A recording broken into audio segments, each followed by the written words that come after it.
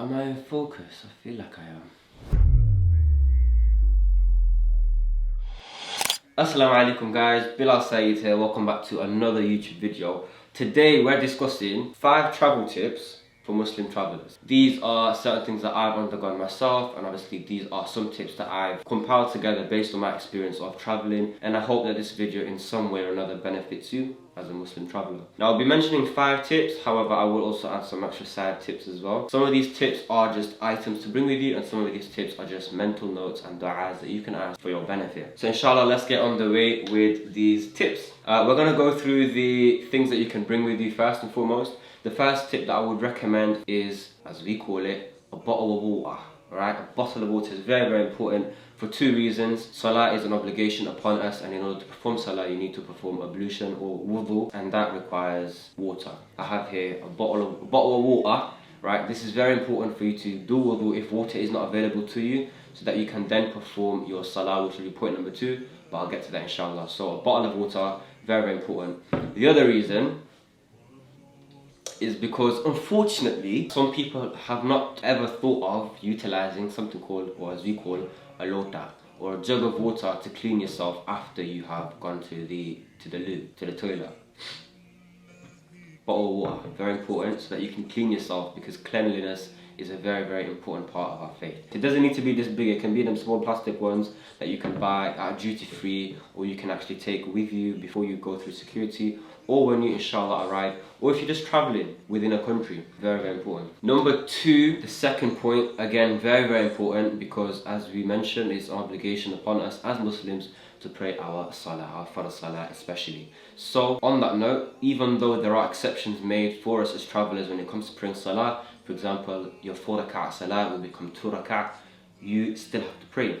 This here is a foldable musalla that you can use to perform salah. So it comes like this, you unfold it and you can perform your salah. Obviously I'm not going to open it fully, but you can dash this anywhere, fold it back up. Even if you scrunch it up, you can just dash it back in. I'm not going to do it because it's a bit long, but you can pray your salah on the go, anywhere. You find a piece of road, you find a piece of grass, if you're on the terminal at the airport, you can just whip that out and pray, and you can fulfill your obligations, and there's no excuse. You have that with you, and it's something you can fit in a pouch, something you can fit in your pocket, something you can fit in your coat. Very small, very portable, perfect for you to take with you on your travels. And guys, it's like £3 on eBay, not much. Point number 3 is a compass, so that you know your qibla. Alhamdulillah, we have modern technology that means that we can utilize the compass app on our phone. It's not in focus, is it? Is it? Yeah, no, yeah. Very, very useful. The qibla direction will vary depending on the country that you're going to. If you don't know the compass direction, you can Google it, or you can ask the local, or in general just find out through a qibla app. It's something very, very handy to have. The 4th point, the 4th thing that you can bring with you, again also accessible on this amazing device, is a Quran.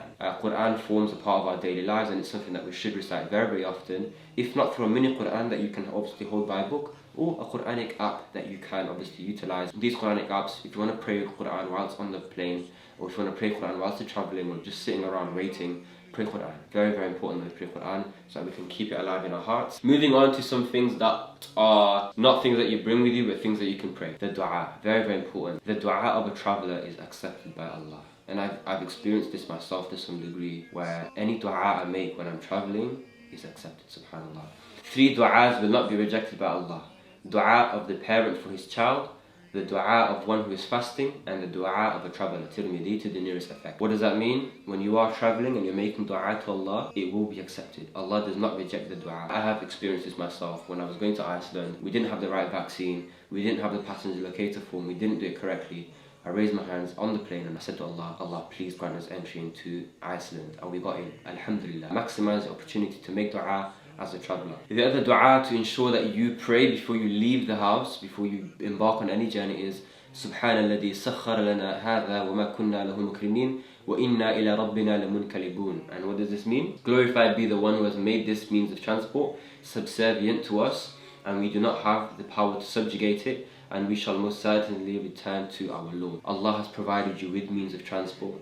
Allah can take away that means of transport, and so by reading the dua we thank Allah, and we glorify Allah. Another dua to make, very very important, is Bismillahi tawakkaltu ala Allah wa la hawla wa la quwwata illa billah. In the name of Allah, I put my trust in Allah. There is no power and strength except with Allah. Again, just in placing our entire trust in Allah, because it is Allah who gives, Allah who takes, and it's only Allah who can guarantee the safety of your journey when you're traveling. So glorify Allah, thank Allah, and acknowledge that Allah is the one who controls everything. And on that note, guys, please ensure that you are maximizing your dua, you're maximizing the du'as to pray. And then just some side tips that I think is worth mentioning. Before you're traveling, obviously halal food is very very important. Try to find a place that sells halal food in the place that you're traveling to. Unless you're traveling to a Muslim country, you will face the issue of having non-halal food. Please do not fall into temptation and think you're on holiday, it's okay. It is never okay to eat haram food. If the vegetarian option is not available, go for the pescatarian option. Anything else? Is there anything else? I'm pretty sure there's something else. I mean,